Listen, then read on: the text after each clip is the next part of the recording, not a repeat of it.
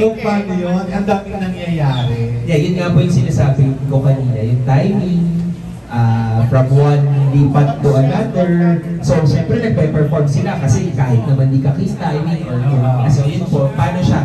Lilipat ka sa kanila, pupunta ka sa kanila, tapos babalik ka ulit sa taas. So, yung pag, ano po, pag sasama-sama nun, yun, kaya sabi ko nga, sasakay din naman kami sa crane, hindi lang kami nasa billboard, pero yung POP nakasakay sa crane, diba? Kasi pupuntahan namin siya dun sa taas, pag may interaction sa halimbawa kila direct, diba? So, bababa ka, ganyan. So, magdugong rehearsal ito, pati technical. Thank you, Tito Lor. Next we have B. Robert from Manila Bulletin. Ganda nga po. Okay, walang duda na we have a casting to para sa movie na to, no? So I wanna ask the stars, I'm sure kapag in-offer kayo ng project na to, isang malalaman nyo na kasi ganyan nyo rin yung cast or yung mga kasama sa movie.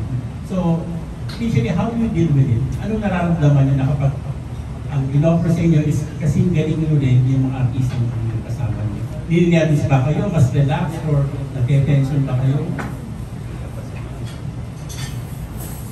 Ako mas relax. Like, you know, when kanina pagpasok ko, hindi ko kasi alam kung sino-sino kasama.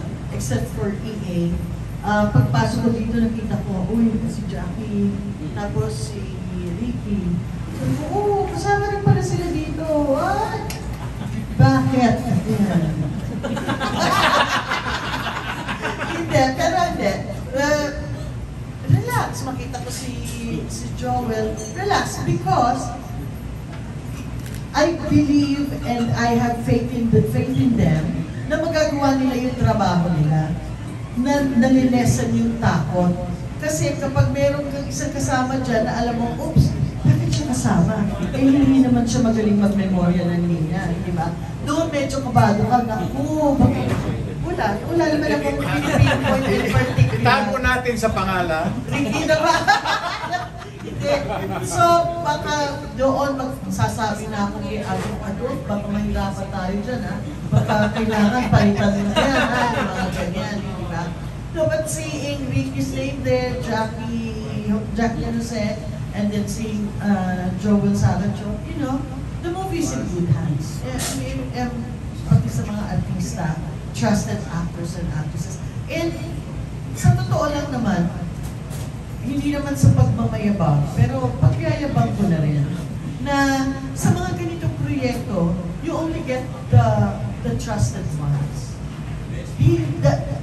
Not necessarily the best, pero pag trusted best is lang. Pero kailangan yung maaasahan mo who can deliver the goods. Hindi pwedeng, ilagay mo siya dito kasi, you know, may pangalan siya o may ano siya. No. Kailangan yung, yung pwedeng makakontribute dun sa project. Okay ba yan? Love team. Yeah. So, tsaka yung importante rin yung tama yung maaasahan at saka may experience na.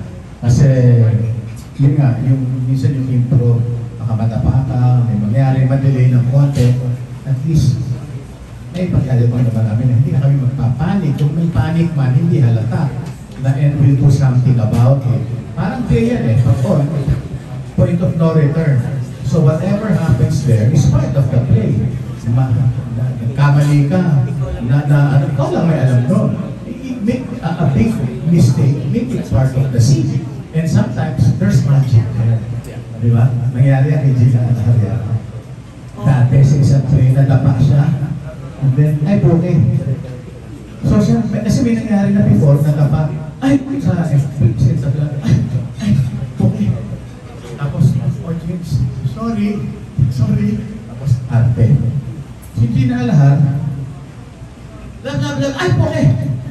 Pagka-puke, kanang puke na yan. You know, ang part, so yung tao, is that part of the scene?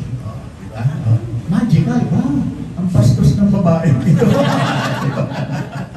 I mean, you know, so, siguro, doon, medyo lamang na kami na dahil nagagawa lang those things. Pero syempre, kahit na veterano ka o isang sometimes meron talagang bad hair day. Pero dito naman siguro hindi mangyayari. Kasama pa rin sa eksena yun, di ba? Point of no return, once sumigaw si Direk Adolf ng action, point of no return. Sir Joven or Izzy? Last name producer. Okay. Hindi yun, totoo. Actually, hindi ko rin alam kasi yung kasama aside ko. Pagdating ko may tattoo, may pa-party. Tapos nung una kinabahan ako, ang gagaling. Pero yun nga pag magaling yung makakasama mo, yung alam mo nang magagaling, nagiging mas confident ka na. Well, dalawa yun. Una, yung validation. Sa akin, bilang artist, uy, may kasama akong magagaling. That means, meron din ako yun. Pangalawa, mas challenge ka. You have to be at par. Hindi ka pwedeng magpahirap. Tapos, pangatlo, mas confident ka na maganda lalabas yung ensemble, yung batuhan, kung ano. So, mas nakaka-relax at the same time. Kaya I have complete trust in the project na siguro wag lang ako malaglag sa billboard. Billboard. Sa billboard. Maganda lalabas. Kaya ako. Ako po, yun nga, nung kinakas pa lang ni Delegado, sinasabi na bibigay siya rin yung mag-cast, yung mag-gaganap. Ako po, nararamdaman ko ngayon nakaka-proud and mas ginaganahan ako kasi alam kong mauhusay yung mga kasama ko, mga veterano. Yun nga tulad na sabi ni Direk Rina, kailangan alam mo makakapag-deliver. And ako, sure na sure ako, kahit putulin niyo yung kamay ko, sure ako na kaya nila, kaya nila. Kumbaga, looking forward din ako na, alam niyo po yun, ma-experience. Kaya mo rin. Kakayanin, direct salamat po. Yun nga, looking forward din ako na, gusto ko rin yung challenge na, kailangan may pagsabayan ka, kailangan kung nasan sila, dapat nandun ka din, hindi ka bibitaw.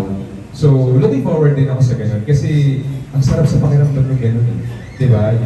You're working with the best. Diba? With the best in the industry.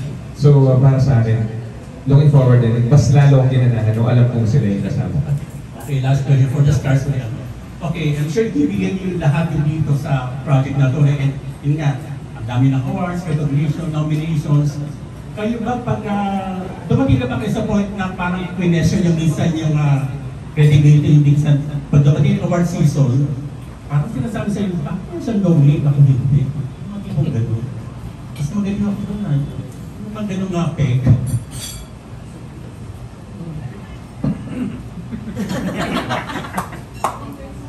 Kumbaga ninamdam niyo ba yung hindi niyo pagka-nominate sa isang project kahit na sobrang galing na kanyang binigay niyo na yung lahat?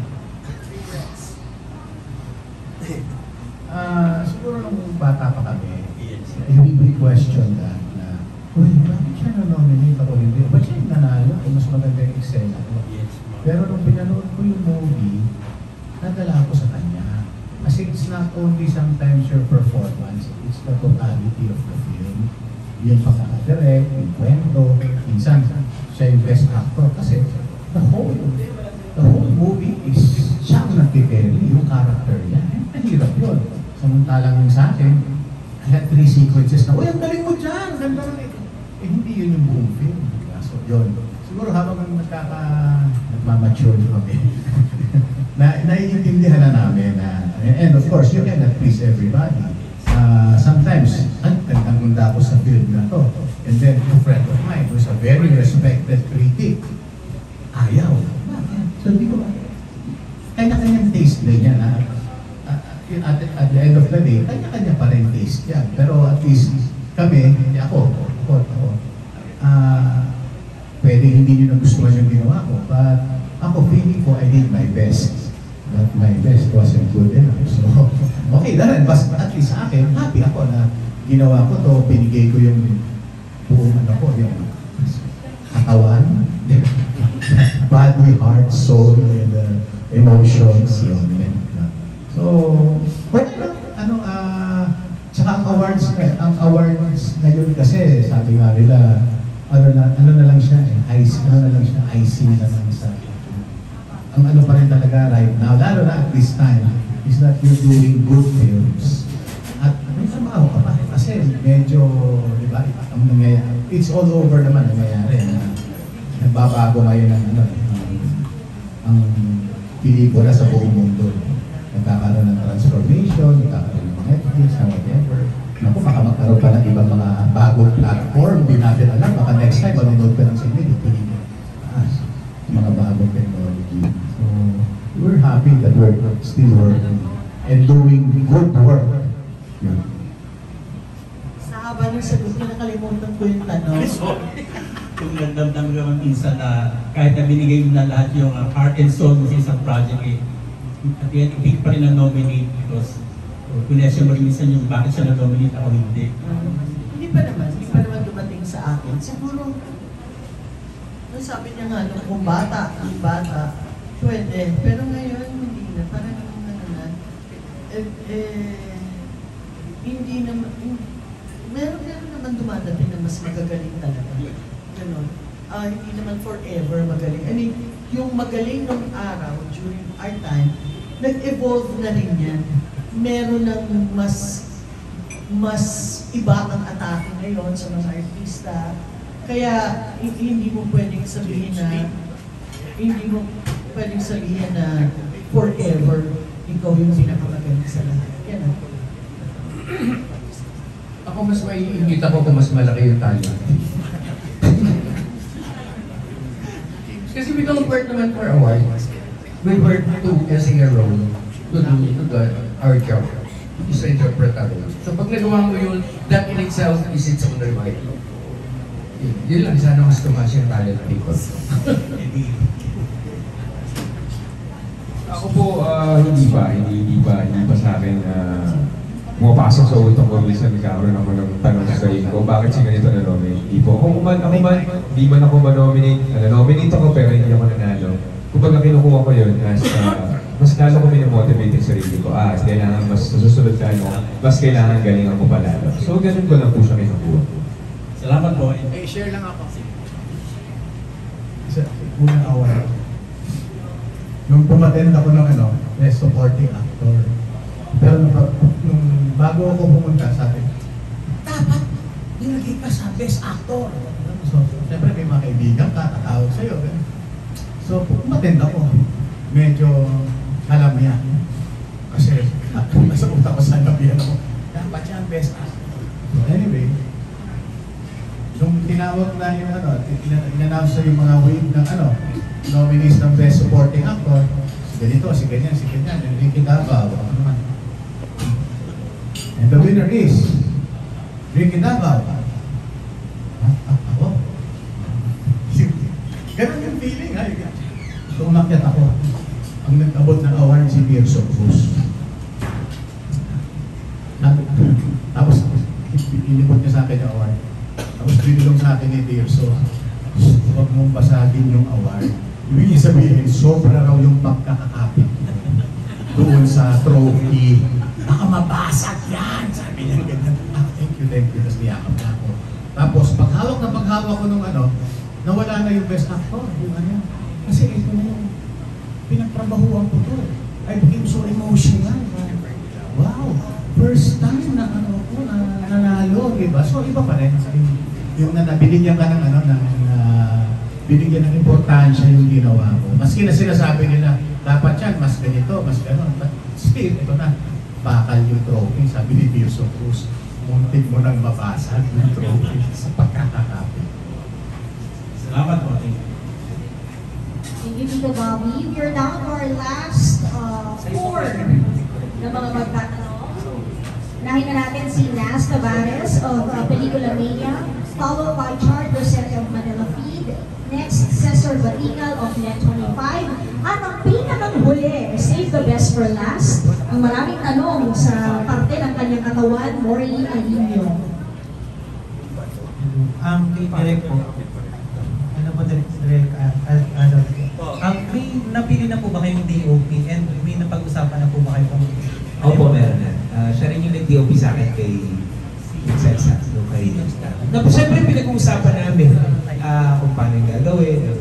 Pero again, yun nga, hanggang hindi kayo tumatapak doon sa set mismo at hindi nyo na-experience yan, rehearsal or kahit nung take kasi kahit nung ginagawa namin, kahit hindi one take may mga instances talaga na may kailangan mo mag-adjust, kailangan mo, may mga nangyayari, uy, mas maganda, diba? Kasi yun yung maganda doon, kaya katulad ako, pag may mga ganitong pelikula, ako, pinipili ko yung mga tao na sa tingin ko kapante ako, maganda sinasabi nila direct. Yung para pamilya mo na kasi sila, bukod sa alam mong may bubuga sila pag trabaho, at the same time, alam mo na rin sila paano sila magtrabaho. Kasi yung pagsasama-sama ng lahat ng elements, para sa akin importante. Kasi hindi ka aangat magaling na artista mo, hindi naman marunong yung nag-ilaw, o kaya hindi marunong yung sound. Diba? So, ano siya lagi yung filmmaking, ano siya, collaboration ng lahat ng departments. Hindi lang kukuha ko magaling na artista, pag ilaw, wala, di ba? O depokado yung shot, so wala rin. I mean, hindi siya mag-work. So yun yung maganda, yung parang dapat tulong-tulong kayo para sa... Ano pong name ng lead? Nelson Makababa. Sa cast naman po, ano po yung initial thoughts nyo nung nalaman nyo na one shot lang yung buong movie? And nagdalawang isip po ba kayo natanggap? Ako nung sinabi ni Direk, madaming tanong sa utak ko. Pero hindi ko na tinanong kay Direk. Kasi I trust Direk Adel. And hindi naman niya sasabihin yun or hindi naman niya paplanuhin gawin yun kung hindi naman niya sa tingin niya hindi niya magagawa. So, I trust Direk Adel. Kaya hindi na ako nagtanong sa kanya, Direk, bakit ganito? Maraming question, kahit maraming tanong sa isip ko siguro sa nila. Sa ibang cast, initial thoughts ko nung nalaman nyo na one shot ang movie?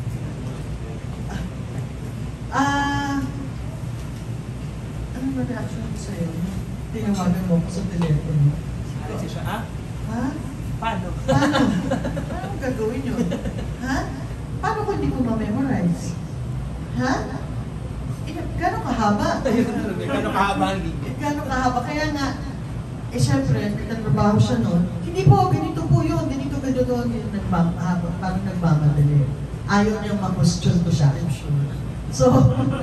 So, yun. Kaya yung pagdating dito, wala talaga akong idea kung ano. Kaya maaga akong dumating. Kaya sabi ko, paliwanag mo kung ano. Kasi hindi ko alam kung anong sasabihin ko sa press. Dahil baka mamaya, meron akong sasabihin na hindi naman pala tama. So, kanina lang niya in-explain. Kabata.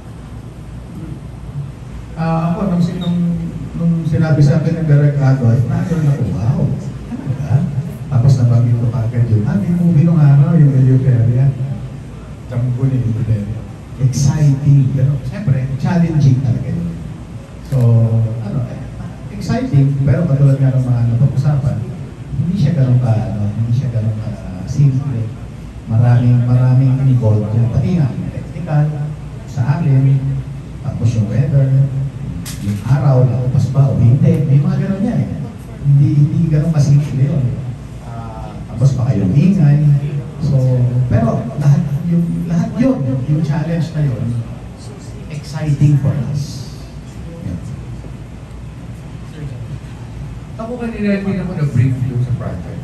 Tapos hindi siya nagsisink in. Sige lang, one thing. Hindi siya nagsisink in sa akin. Until nung nagkukwentuhan na yun, pati may tumangin. So, yun nga kaya sabi ko yung habang tumatagal yung kwentuhan, pakaba ko ng pakabay. Magagawa ka talaga ito. Pero yun nga, ang exciting. Yung ako, I'm looking forward to the process.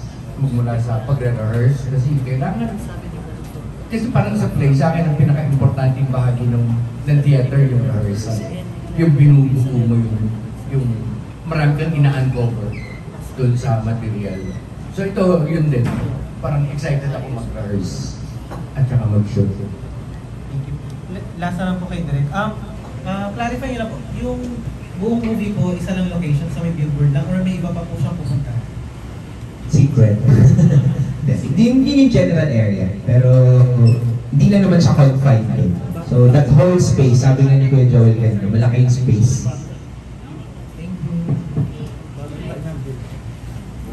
Good afternoon. First